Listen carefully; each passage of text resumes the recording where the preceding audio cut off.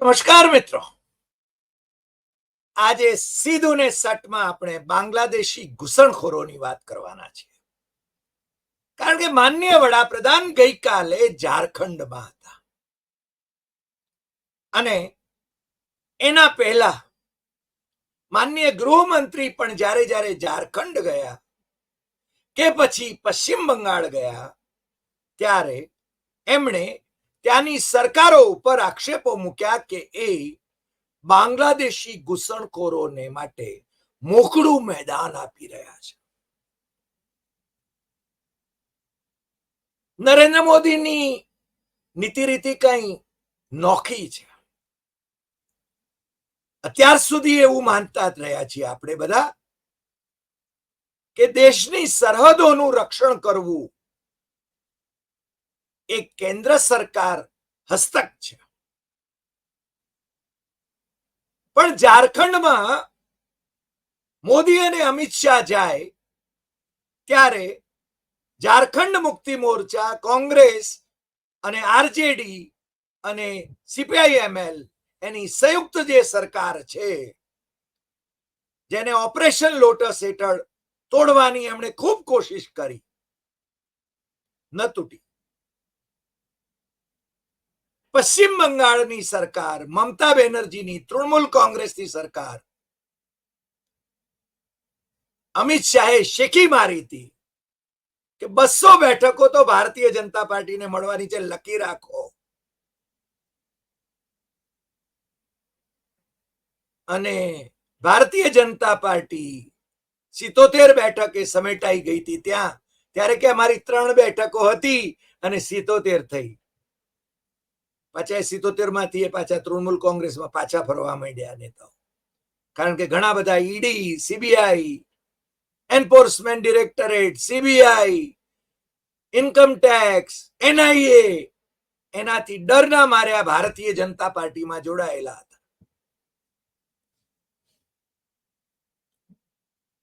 ઝારખંડમાં જ્યારે મુખ્યમંત્રી હેમંત સોરેન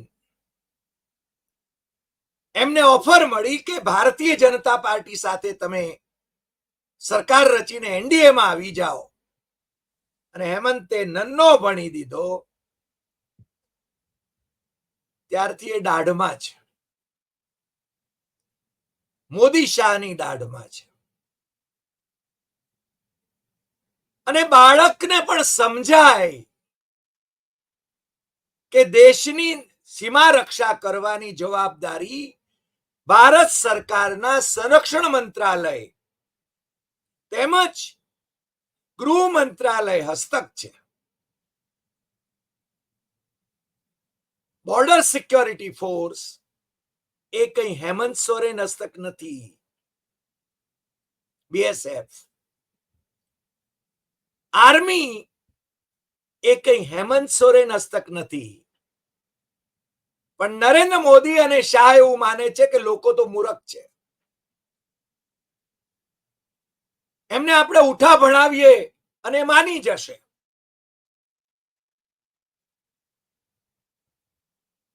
ગઈકાલના એપિસોડમાં અમે કહ્યું કે ત્યાં આદિવાસી વસ્તી વધી છે દસકામાં, અને નરેન્દ્ર મોદી એમ કે છે કે આદિવાસીઓની વસ્તી ઘટી રહી છે.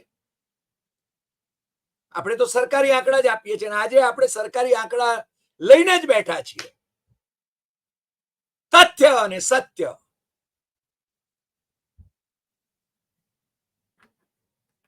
બે 2013-14 જ્યારે મુખ્યમંત્રી નરેન્દ્ર મોદી વડાપ્રધાન થવા માટે થનગનતા હતા અને ભાષણો કરી રહ્યા હતા ઉછળી કે બાંગ્લાદેશી ઘૂસણખોરો બિસ્તરા પોટલા બાંધી લેજો, અમે સત્તામાં આવી રહ્યા છીએ અને તમને છે ને પાછા ઘર ભેગા કરી દઈશું, એટલે બાંગ્લાદેશ ભેગા કરી દઈશું.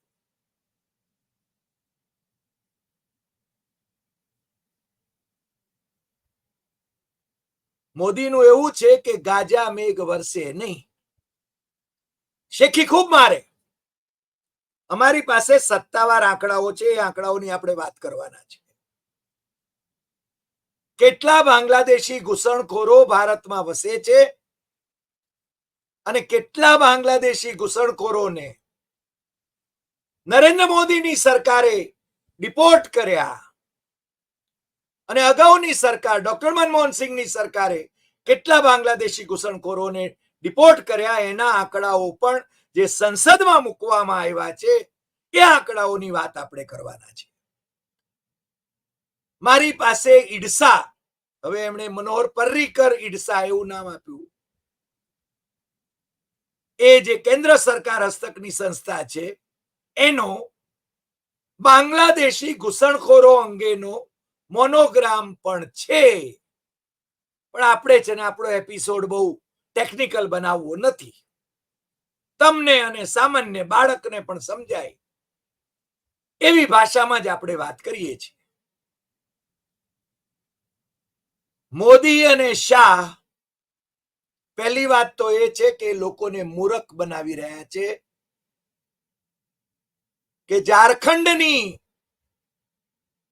મુક્તિ મોરચા, કોંગ્રેસ, આરજેડી અને સીપીઆઈએમએલ ની સરકાર એ બાંગ્લાદેશી ઘૂસણખોરોને આવકારી રહી છે, સેટલ કરી રહી છે અને આદિવાસી પ્રજાના હક્કો પર તરાપ મારી રહી છે અને આદિવાસી પ્રજાની વસ્તી ઘટી રહી છે. આ પહેલું જુઠ્ઠાણું નરેન્દ્ર મોદીનું.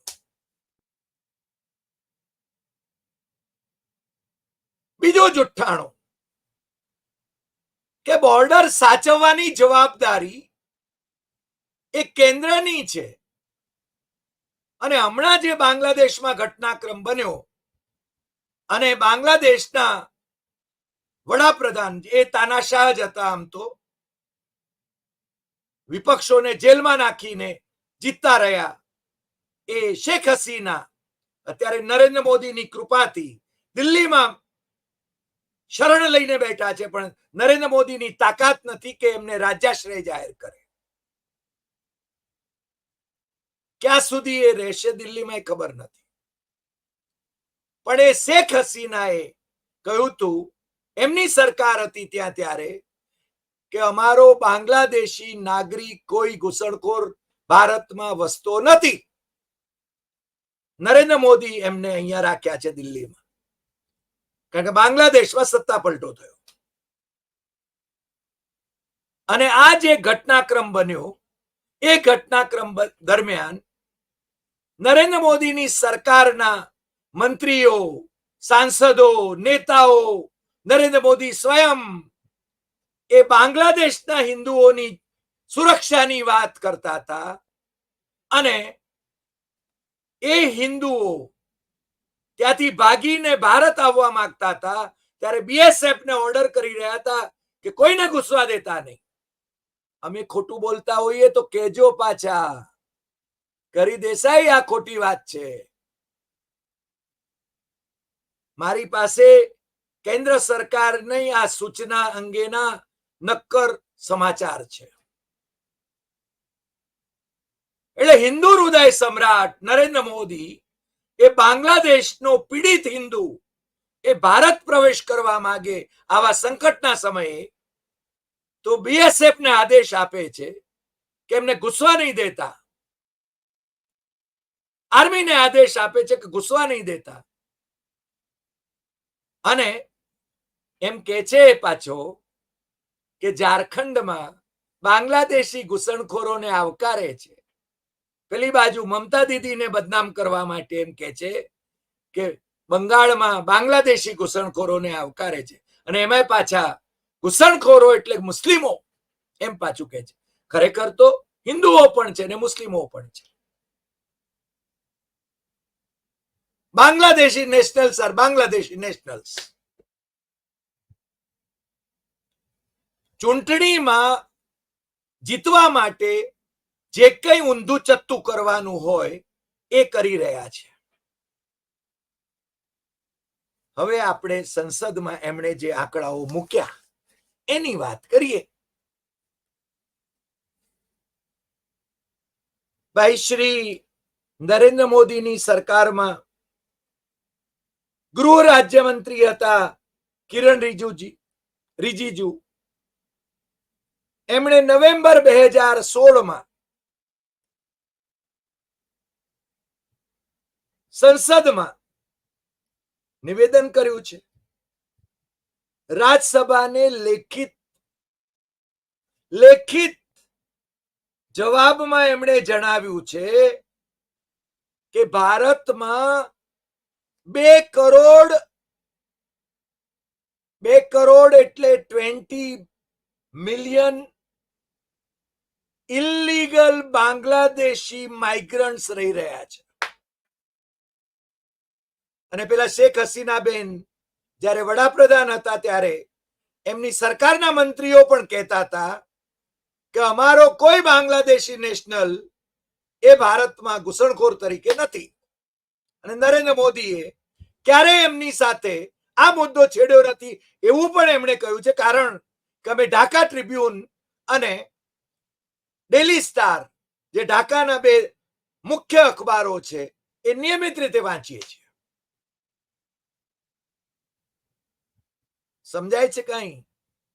ભાઈ કે છે, એની સરકાર કે છે કે બાંગ્લાદેશી 2 કરોડ બાંગ્લાદેશી ઘૂસણખોરો ભારતમાં વસે છે.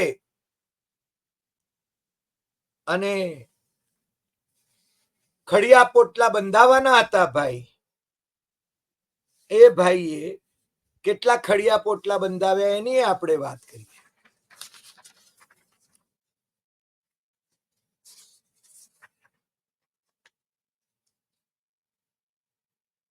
2017 થી 2019 દરમિયાન મારી પાસે આ આંકડાઓ છે એટલે હું એ આંકડાઓ આમ તો બધા દેશોના છે પણ નરેન્દ્ર મોદીની સરકારે નંબર ઓફ ફોરેનર્સ ડિપોર્ટેડ એમાં અફઘાનિસ્તાન, બાંગ્લાદેશ, મ્યાનમાર, પાકિસ્તાન એના બધાના આંકડાઓ આપેલા છે અને રાજ્યસભાની અંદર રજૂ થયેલા છે.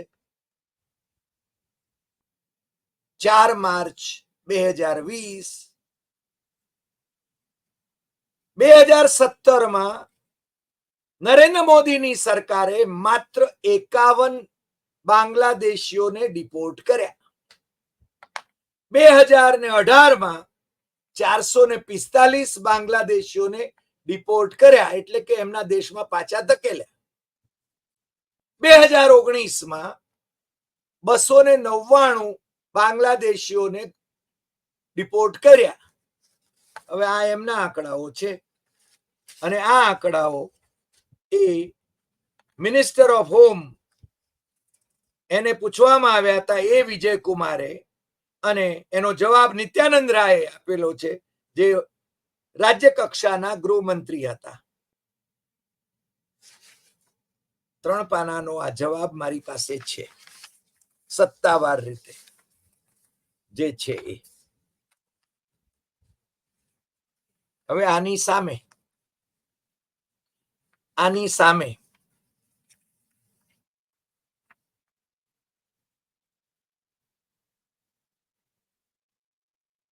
જ્યારે યુપીએની સરકાર હતી ત્યારે શું પરિસ્થિતિ હતી? યુપીએ એટલે ડોક્ટર મનમોહન સિંહની સરકાર. એના વરિષ્ઠ નેતા અને પૂર્વ કેન્દ્રીય મંત્રી આરપીએન સિંઘ એમણે 10 ઓગસ્ટ 2018 રોજ જમશેદપુરથી જે નિવેદન કરેલું એ ન્યૂ ઇન્ડિયન એક્સપ્રેસમાં પ્રકાશિત થયું હતું અને એમણે જે આંકડાઓ આપ્યા છે એ આંકડાઓ હું તમારી સમક્ષ મૂકીશ. મારી પાસે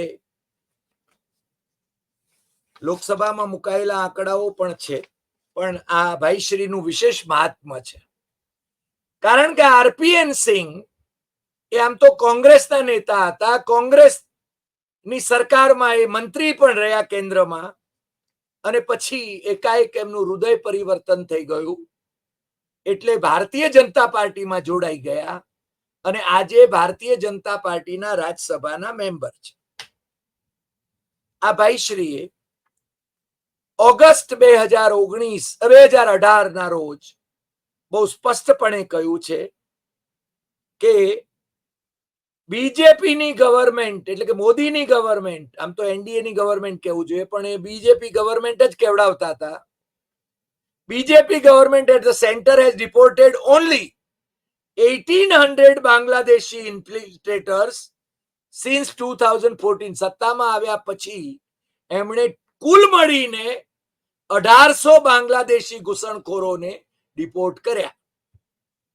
while 82,000 such illegal immigrants has been sent back during the 10 years of UPA rule. Doctor Manmohan સિંહની સરકારમાં ના 10 વર્ષમાં 82,000 બાંગ્લાદેશી ઘૂસણખોરોને ડિપોર્ટ કરવામાં આવ્યા હતા. આ કોણે કહ્યું છે? આરપીએન સિંઘે. એ ભાઈ ઝારખંડના કોંગ્રેસના ઇન્ચાર્જ હતા અને એ વખતે ભાજપના અધ્યક્ષ અમિત શાહના ત્યાંની સરકાર બાંગ્લાદેશીઓને ઘુસાડી રહી છે એ વાત ઉપર એમને પડકારી રહ્યા હતા. આ વાત તમે જોઈ શકો છો. હવે આગળ ઉપર આપણે બીજી વાત કરીએ, એના આંકડાઓની વાત કરીએ. નરેન્દ્ર મોદી પેલા ખડિયા પોટલા બાંધીને તૈયાર રહેજો એમ કહેતા હતા. તમે કહેશો કે આ કેમ રેફરન્સ આપે છે? ભાઈ એટલા માટે રેફરન્સ આપું છું કે અમે વલ્લભ વિદ્યાનગરમાં સરદાર પટેલ રિસર્ચ ઇન્સ્ટિટ્યૂટ શેરલિફના ડાયરેક્ટર હતા ત્યારે વિદ્યાનગર કરીને ચારુતર વિદ્યામંડળનું જે મુખપત્ર હતું એના તંત્રી પણ હતા અને એમાં અમે નરેન્દ્ર મોદી ઉછળીને જે વાતો કરતા હતા એના વિશે એક લેખ લખેલો. અને એ વખતે વસુબેન ત્રિવેદી એ ગુજરાતના મંત્રી હતા અને અમને ધમકાવવાની એમણે કોશિશ કરેલી. મને કે હરિભાઈ આવું લખાય? મેં કીધું બેન ખોટું લખ્યું હોય તો કહો, મારે નરેન્દ્રભાઈને કેવું પડશે. મેં કીધું કહી દેજો જરૂર, આપણને કઈ વાંધો નથી, સાચું લખવામાં આપણને વાંધો નથી. અને મારા ચેરમેન ને વાંધો નહોતો, ડોક્ટર CL પટેલને, કારણ કે સાચું લખવામાં શું કામ વાંધો હોય? કારણ કે એને કાળા ધોળા કઈ કરવાના નહોતા CL પટેલે. હવે 2012માં એટલે કે જ્યારે યુપીએ ની સરકાર હતી ત્યારે જયવંતરાવ આવળે એમણે સવાલ પૂછેલા વિદેશ મંત્રીને અને એના જવાબ વિદેશ રાજ્યમંત્રી શ્રીમતી પ્રીનીત કૌરે આપેલા. આમ તો હવે બધું છેડબેડ થઈ ગયું. આ એ વખતે કોંગ્રેસમાં હતા, હવે ભાજપમાં છેડબેડ થઈ જાય, કારણ કે નરેન્દ્રભાઈની આ ચમત્કારિક રાજનીતિ છે. રાજનીતિ તો ન કહેવાય, રાજકારણ કહેવાય, કારણ નીતિ તો જરા પવિત્ર હોય. એમાં એનો જવાબ આપ્યો છે ડ્યુરિંગ લાસ્ટ 3 years. આ ક્યારનું કહું છું? 2012 ની વાત કરું છું. 2004 થી 2014 સુધી યુપીએ ની સરકાર હતી અને એમને પૂછવામાં આવ્યું હતું કે કેટલા બાંગ્લાદેશી ઘૂસણખોરોને ભારતમાંથી રિપોર્ટ કરાયા.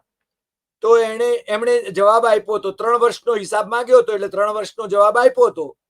એ વખતે કહ્યું કે આ 3 વર્ષમાં 23,653 બાંગ્લાદેશી નેશનલ્સને ડિપોર્ટ કરવામાં આવ્યા. 2009માં 10,602, 2010માં 6,290, 2011માં 6,761. આ આંકડાઓ લોકસભામાં 17/8/2012 ના રોજ મૂકવામાં આવ્યા હતા. હવે તમને ખ્યાલ આવે છે કે આપણને કોણ ઉઠા ભણાવે છે? હરિદેસાઈ સાચું બોલે છે કે નહીં એના પુરાવા તો આપણે આપી દીધા. મોદીની સરકારે જે આંકડાઓ મૂક્યા અથવા તો ભારત સરકારે જે આંકડાઓ સંસદમાં મૂક્યા એ આંકડાઓની આપણે વાત કરી. 2 કરોડ બાંગ્લાદેશી ઘૂસણખોરો એ ભારતમાં વસે છે. પણ પેલા શેખ હસીના બેન જ્યારે એમની સરકાર હતી ત્યારે એમની સરકારની ભૂમિકા બહુ સ્પષ્ટ હતી, જે ત્યારે નરેન્દ્ર મોદીના આશ્રય હેઠળ છે. અને એને કારણે બાંગ્લાદેશની અત્યારની સરકાર જે ઇન્ટ્રીમ સરકાર છે એને તો કહ્યું છે કે જો મૂંગા રહેશે તો ભારતમાં રહેતો વાંધો નહીં તો ભારત સાથે સંબંધો ખરાબ થશે. અને બેન મૂંગા થઈ ગયા છે, એમને જીવવાલો છે, કારણ કે ત્યાં જાય તો ફાંસીએ ચડવું પડે એમ છે. એમની સામે હત્યાના ને બધા કેસીસ થયા છે. એટલે આમ તો ખરેખર તો બાંગ્લાદેશને સોંપી દેવા જોઈએ, ત્યાંની સરકાર માંગે તો. પણ માનવતાના ધોરણે નરેન્દ્ર મોદી કદાચ એમને આશ્રય આપે છે એમ માનીએ. નરેન્દ્ર મોદી મણિપુર નહીં જાય, પણ બાંગ્લાદેશ તો વારંવાર જાય. નવી સરકાર વાળા પણ આવવા માંડ્યા છે અને આપણા જવા માંડ્યા છે. પણ શેખ હસીના બેનની સરકારના મંત્રીઓ પણ એવા સત્તાવાર નિવેદનો કરતા હતા કે અમારા કોઈ નાગરિકો ભારતમાં ઘૂસણખોર તરીકે રહેતા નથી. અને મારી ભારત સરકાર એમ કે છે કે 2 કરોડ બાંગ્લાદેશી ઘૂસણખોરો એ ભારતમાં વસે છે અને એમાં હિન્દુ અને મુસ્લિમ બધા જ છે. આપણી અત્યારની સરકાર એમ કે છે કે જે હિન્દુ છે એ શરણાર્થી થઈ શકે, મુસ્લિમોને પાછા કાઢો. આ છે ને બહુ સ્પષ્ટ ભેદ એ કરી રહ્યા છે અને એને માટે એમનું રાજકારણ ખેલાઈ રહ્યું છે. આજે આટલી વાત. ફરી મળીશું નવા એપિસોડમાં નવા વિષય સાથે. તમને જો આ એપિસોડ ગમ્યો હોય, તમારું લોહી ઉકળતું હોય, તમને છે ને કંઈ વિચારો કરવા માટે પ્રેરતું હોય તો અહિંસક ધોરણે તમે છે ને પ્રશ્નો કરતા થજો. સરકારને પ્રશ્નો પૂછવા એ પ્રત્યેક નાગરિકનો અધિકાર છે, કારણ કે આપણે લોકશાહી રાષ્ટ્રમાં રહીએ છીએ અને સત્તાને સવાલો કરવા એ આપણા માટે આપણો અધિકાર છે. નમસ્કાર.